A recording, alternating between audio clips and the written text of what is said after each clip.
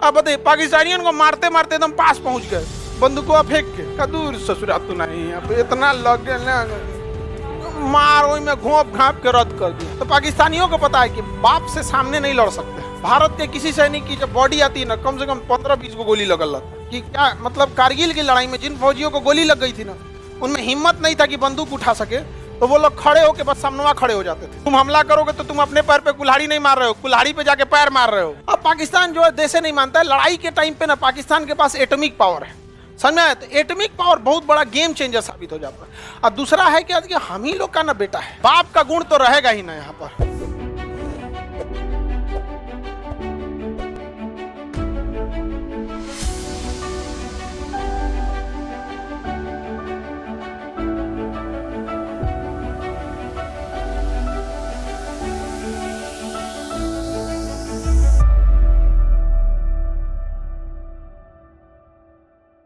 Israel क्या किया ना, अपने मोसाद, इजराइल के खुफिया एजेंट का नाम क्या है? मोसाद। वो मोसाद के एजेंट को कहाँ छोड़ दिया है?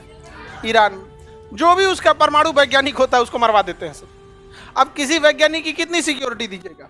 बहुत ज़्यादा तो नहीं। तो क्या करता है सिक्योरिटी गार्ड, जिसका 1 लाख सैलरी, उसको 10 करोड़ दे देता है।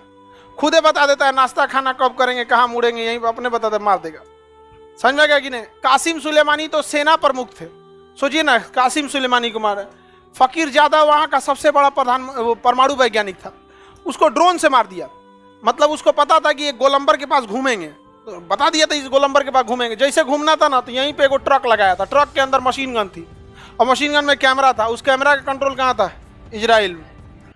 जैसे घूमा गोलंबर पे, मारा, धर धर धर उड़ा दिया। यहाँ पर लोग पता करते रहो, पता करके क्या कर लोगे इजराइल में? अकेले सब पे मार देगा वो, अकेले। अरे हम लोग इतना आगे जाने के बाद भी इजराइल से कहते हैं कि हमको ड्रोन चाहिए। आज भी हथियार के मामले में इजराइल हम लोग से एडवांस है। अलग बात है कि वो इतना छोटा है और हमारी इंडियन आर्मी का स्ट्रेटजी अलग है।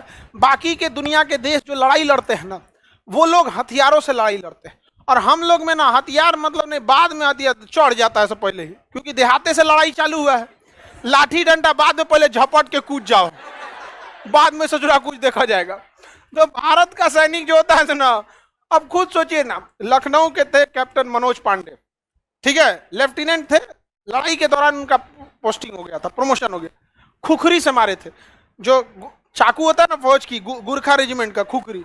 अब बताइए, पाकिस्तानियों को मारते मारते एकदम पास पहुंच गए, बंदूकों फेंक के का दूर ससुरा तो नहीं, यहाँ पे इतना लग गया मार, वही में घोंप घाप के रद्द कर दिया। रीजन समझिए, आपको ये मजाक लगेगा, लेकिन ये बहुत बड़ी स्ट्रेटजी है। मारेंगे ना चाकू से तो एक मरेगा और 100 ठो का हिम्मत मर जाएगा। मनोबल मर गया ना, वो फौजी कभी खड़ा नहीं हो सकता वहां पे। तो इसका ऐसा मारने के लिए आपके पास भी तो दिल होना चाहिए ना। यहाँ पे मार, मनोज पांडे पहाड़ पे चढ़ के मार रद्द कर दिए। एक ठो लगभग 1 किलोमीटर की दूरी पर स्नाइपर लेके खड़ा था। स्नाइपर होते हैं सब ना, छुपे रहते हैं से एक जगह, ऐसा कपड़ा पहनेगा सब कि दिखबे नहीं करेगा सब। झाड़ी में रहेगा तो हरियर पतई ओढ़ लेगा सब, दिखबे नहीं करेगा। स्नाइपर लगा के गोली मार दिया। नहीं तो मनोज पांडे, विक्रम बत्रा को कैसे मारा था सब? स्नाइपर लगा के। तो पाकिस्तानियों को पता है कि बाप से सामने नहीं लड़ सकते। समझ में आ गया कि नहीं?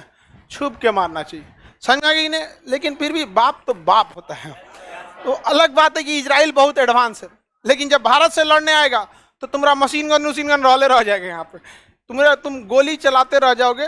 ये अब कभी पीछे नहीं हटता है सबने। भारत के किसी सैनिक की जब बॉडी आती है ना, कम से कम 15-20 को गोली लगल रहता है। इतने बहादुरी देखिएगा ना कि क्या मतलब। कारगिल की लड़ाई में जिन फौजियों को गोली लग गई थी ना, उनमें हिम्मत नहीं था कि बंदूक उठा सके, तो वो लोग खड़े होकर बस सामने खड़े हो जाते थे कि जो गोली आ रहा है अपने पे रोक ले। देख रहे हैं कि अब हम बचने वाले नहीं हैं, तो अपने पे रोक ले। अपने आगे बढ़ते जा रहे थे, पीछे से कवर फायरिंग पे लेके आ रहे थे सब। तो वो अब इजराइल को पता है कि इस समय उतना हिम्मतों नहीं है उतना मारधार करने का। इजराइल इन लोग को पूरी तरह से धो देता है, और इन लोगों को अमेरिका ऊपर से सिया सुन्नी लड़ा के रखा है। भारत को इस हर हाल में ईरान के साथ आके खड़ा होना चाहिए, क्योंकि ईरान चौपट होगा ना तो फिर हम लोग के लिए बहुत दिक्कत हो जाएगा। फिर अफगानिस्तान चलिए गया हम लोग के हाथ से, ईरान अगर चल गया तो अब इधर जाइएगा कैसे? क्योंकि इराक तो सेफ ही नहीं है, मारधार चल रहा है। अफगानिस्तान सेफ नहीं है, पाकिस्तान जाने नहीं देगा। तो मिडिल ईस्ट में घुसने का या सेंट्रल एशिया में घुसने का यही एक रास्ता है, कौन? ईरान। तो भारत को भी इस पर सोचना चाहिए, एग्रेसिव नीति अपनानी चाहिए। तो हम लोग के यहाँ तो हमारा पूरा शासन मशरूमों के हाथ में है। उन सबों को कुछ आता जाता है नहीं। ये देश कौन हो गया? ईरान। ईरान के सबसे बड़ा खतरा ईरान किसके लिए? इजराइल को अगर मिडिल ईस्ट में कोई टक्कर दे सकता है ना, तो ईरान और पाकिस्तान, यही दो ठो दे सकते हैं सब।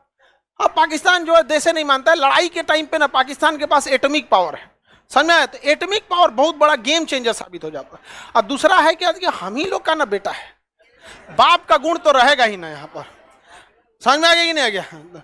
अलग बात है कि हम लोग से नहीं लड़े, लेकिन है तो भारते माँ का न संतान, तो भारत माँ हमेशा शेर जन्म दी है, तो कुछ ना कुछ तो असर पड़ता है। और दूसरा, इसके पास असर पड़े ना पड़े परमाणु बम है, तो थोड़ा सा वो गेम चेंजर साबित हो जाता है कि अगर वो गिरेगा तबाही करेगा। और इसके पास मिसाइल भी है उस टाइप तक पहुंचाने के लिए वहां पे, तो बर्बाद हो जाएगा पाकिस्तान।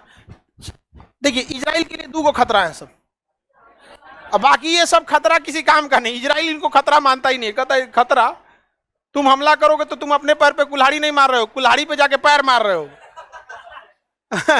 6 दिन में 6 देश को हरा दिया, एक हफ्ता में 6 को देश को हरा दिया, बड़ी मार मारे थे। तो आज ले हिम्मत नहीं इन लोग का मारने का। तो इसके लिए एगो खतरा कौन है? पाकिस्तान, आएगो ईरान। इजराइल का कहना है ईरान को हम खुद निपटेंगे अमेरिका के साथ मिलकर। अमेरिका डायरेक्ट प्रतिबंध लगा देता है कि तुम पेट्रोल कोई खरीदेगा, अगर कोई ईरान से पेट्रोल खरीद लेता है ना, तो अमेरिका उस पर बम मार देता है, उसको कैसे ना कैसे मिलकर फंसा देता है। भारत ईरान से पेट्रोल खरीदता है, तो वो कहता है कि कैसे काय खरीद रहे हो, कर आप ही दे दीजिए सस्ता, हम खरीद लेंगे आप ही से। तो भारत की विदेश नीति बहुत सही है, तुम मरो हमको मतलब नहीं है, हम किसी के दोस्त नहीं है, ना ही किसी से दुश्मनी है। ये कहता है कि ईरान को तो हम खुद से निपटेंगे, वैज्ञानिकों को मोसाद से मार के। पाकिस्तान के लिए किसको आगे कर देता है? इंडिया को। इंडिया को कर देता है यहाँ पे, इंडिया को हथियार देगा, पाकिस्तान क्या हो जाएगा? निपट जाएगा। लेकिन आप इस गलतफहमी में मत रहिएगा, ये कभी पाकिस्तान को मरने नहीं देंगे, कभी मरने नहीं देंगे सभी अमेरिका वाले। आपको हथियार उतना ही देंगे कि आप इन्हें बर्बाद कर सके, कभी वो हथियार नहीं देंगे जो आप इसे हमेशा के लिए मार सके। उनका टारगेट यही है कि इनको लड़ाओ, फिर 10 समझौता करा दो, फिर आगे बढ़ो यहाँ पे, 20 साल बाद फिर हथियार लोगा। एकरा एगो बेचेगा राफेल, फ्रांस हम लोग को बेचेगा राफेल, तो अमेरिका बेचेगा F-16, ब्रिटेन बेचेगा जगुआर, तू बेचेगा चिनूक। लो लड़ो लड़ो, कभी खत्म होगा नहीं। इस गलतफहमी में मत रहिएगा, सब टैक्टिस है।